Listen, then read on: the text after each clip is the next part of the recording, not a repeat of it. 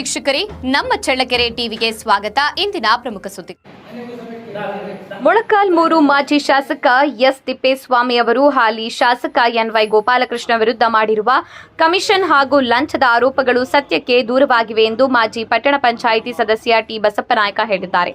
ನಾಯಕನಹಟ್ಟಿಯ ಪ್ರವಾಸಿ ಮಂದಿರದಲ್ಲಿ ನಡೆದ ಸುದ್ದಿಗೋಷ್ಠಿಯಲ್ಲಿ ಮಾತನಾಡಿದ ಅವರು, ಶಾಸಕ ಎನ್ವೈ ಗೋಪಾಲಕೃಷ್ಣ ಅವರು ಹಲವು ಬಾರಿ ಶಾಸಕರಾಗಿ ಆಯ್ಕೆಯಾಗಿದ್ದು, ಇದುವರೆಗೆ ಅವರ ವಿರುದ್ಧ ಯಾವುದೇ ಭ್ರಷ್ಟಾಚಾರದ ಆರೋಪ ಸಾಬೀತಾಗಿಲ್ಲ. ಆರೋಪ ಮಾಡುವವರು ಸಾಕ್ಷಿ ಆಧಾರಗಳನ್ನು ಸಾರ್ವಜನಿಕರ ಮುಂದೆ ಇಡಬೇಕು ಎಂದು ಆಗ್ರಹಿಸಿದ್ದಾರೆ. ಕ್ಷೇತ್ರದಲ್ಲಿ ಕಾಲುವೆ ದುರಸ್ತಿ, ಸೇತುವೆ ನಿರ್ಮಾಣ, ರಸ್ತೆ ಅಭಿವೃದ್ಧಿ, ಮಾರುಕಟ್ಟೆ ಕಾಮಗಾರಿ, ವಿದ್ಯುತ್ ದೀಪ ಅಳವಡಿಕೆ ಹಾಗೂ ನಿವೇಶನ ಹಂಚಿಕೆ ಸೇರಿದಂತೆ ಹಲವು ಅಭಿವೃದ್ಧಿ ಕಾಮಗಾರಿಗಳು ನಡೆಯುತ್ತಿವೆ. ಮಾಜಿ ಶಾಸಕರು ಈ ಕಾಮಗಾರಿಗಳನ್ನು ಗಮನಿಸದೆ ಆಧಾರ ರಹಿತ ಆರೋಪ ಮಾಡುತ್ತಿರುವುದು ಸರಿಯಲ್ಲ ಎಂದು ಟೀಕಿಸಿದ್ದಾರೆ. ಸುದ್ದಿಗೋಷ್ಠಿಯಲ್ಲಿ ಕಾಂಗ್ರೆಸ್ ಮುಖಂಡ ಮುದಿಯಪ್ಪ ಮಾತನಾಡಿ, ಶಾಸಕ ಎನ್ವೈ ಗೋಪಾಲಕೃಷ್ಣ ಅವರ ಬಗ್ಗೆ ಶೇಕಡಾವಾರು ಮತ್ತು ಲಂಚದ ಆರೋಪ ಮಾಡುವವರು ಇದನ್ನ ದಾಖಲೆಗಳೊಂದಿಗೆ ಸಾಬೀತುಪಡಿಸಬೇಕು. ಯಾವುದೇ ವ್ಯಕ್ತಿಯ ಗೌರವಕ್ಕೆ ಧಕ್ಕೆ ತರುವ ರೀತಿಯ ಹೇಳಿಕೆಗಳನ್ನು ನೀಡಬಾರದು ಎಂದು ಹೇಳಿದ್ದಾರೆ. ಅಲ್ಲದೆ ಕ್ಷೇತ್ರದಲ್ಲಿ ಹಲವು ಅಭಿವೃದ್ಧಿ ಕಾಮಗಾರಿಗಳು ಪೂರ್ಣಗೊಂಡಿದ್ದು, ಇನ್ನೂ ಅನೇಕ ಯೋಜನೆಗಳು ಪ್ರಗತಿಯಲ್ಲಿವೆ.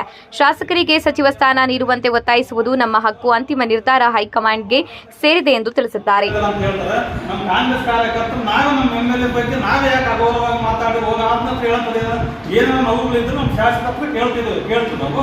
ಇವ್ರ ಹತ್ರ ಹೋಗಿ ಹೇಳ್ಕೊಂಬಂತದೆ ಕೆಲಸ ಯಾವುದೂ ಇಲ್ಲ. ಯಾರು ಹೋಗಿದ್ರೆ ಕಾಂಗ್ರೆಸ್ಸರೇ ಹೇಳಿದ್ವಲ್ಲಪ್ಪ ಅಂತ ಹೇಳಿದ್ದಾರೆ. ಅದೆಲ್ಲ ಯಾರು ಅವ್ರ ಹತ್ರ ಹೋಗಿ ಹೇಳ್ಕೊಂಡಿಲ್ಲ. ಅವರು ಹಿರಿಯರಿದ್ದಾರೆ. ಯಾವುದೇ ಒಂದು ವಿಚಾರ ಒಬ್ಬ ವ್ಯಕ್ತಿ ಮೇಲೆ ಆರೋಪ ಮಾಡಬೇಕಾದ್ರೆ ನಿಜವಾದ ದಾಖಲೆ ಕುಲಂಕುಷವಾಗಿ ಪರಿಶೀಲಿಸಿ ಮಾಡೋದು ಒಳ್ಳೆಯದು ಅಂತೇಳಿ ನಾವು ನಿಮ್ಮ ಪತ್ರಿಕೆ ಮುಖಾಂತರ ಇವತ್ತು ಒತ್ತಾಯಿಸ್ತಾ ಇದ್ದೀವಿ. ಈ ದಿನ ಮಾಜಿ ಶಾಸಕರಾದಂಥ ತಿಪ್ಪೇಸ್ವಾಮಿಯವರು ಈಗ ಹಾಲಿ ಶಾಸಕರಾದಂಥ ಗೋಪಾಲಕೃಷ್ಣ ಅವರನ್ನು ಈಗ ಲಂಚ ತಗೊಳ್ತಾರೆ, ಪರ್ಸೆಂಟೇಜ್ ತಗೊಳ್ತಾರೆ ಅಂತ ಹೇಳ್ತಾರೆ. ಯಾವುದೇ ವಿಚಾರ ಬಂದಾಗ ಪ್ರತ್ಯಕ್ಷವಾಗಿ ಕೊಂಡು ಪ್ರಾಮಾಣಿಸಿ ನೋಡುವಂಥ ಒಂದು ಬಾಧ್ಯತೆ ಇದೆ. ಯಾಕಂದರೆ ಸುಮ್ಮನೆ ಒಬ್ಬ ವ್ಯಕ್ತಿ ಮುಂದೆ ಯಾವುದೋ ಅಪರಾಧ ಮಾಡಬಾರ್ದು. ಅವರು ಸುಮಾರು ನಮ್ಮ ಕ್ಷೇತ್ರದಲ್ಲಿ 5 ಸಾರಿ ಗೆದ್ದಿಸಿ ಕೂಡ ಸುಮಾರು ಕೆಲಸ ಮಾಡಿದ್ದಾರೆ.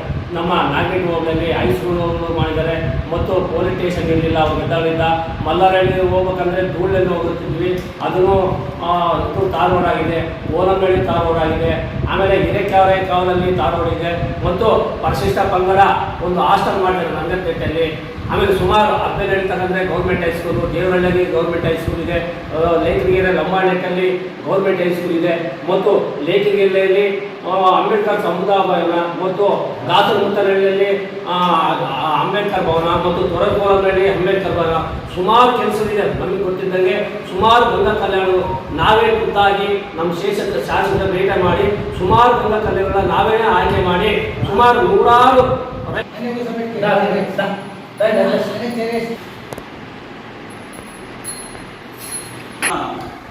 ಪತ್ರಿಕೆ ಸುದ್ದಿ ಮಾಡಲು ಬಂದಂಥ ಒಂದು ವಿಚಾರ ಏನಂದರೆ, ಮೊನ್ನೆ ನಮ್ಮ ಮೊಳಕಾಲ್ಮೂರು ಮಾಜಿ ಶಾಸಕರಾದಂಥ ಎಸ್ ತಿಪ್ಪೇಸ್ವಾಮಿ ಅವರು ನಮ್ಮ ಹಾಲಿ ಶಾಸಕರಾದಂಥ ಎನ್ವೈ ಗೋಪಾಲಕೃಷ್ಣ ಸಾಹೇಬರ ಮೇಲೆ ಒಂದು ಸುಳ್ಳಿನ ಆರೋಪ ಮಾಡಿದ್ದಾರೆ.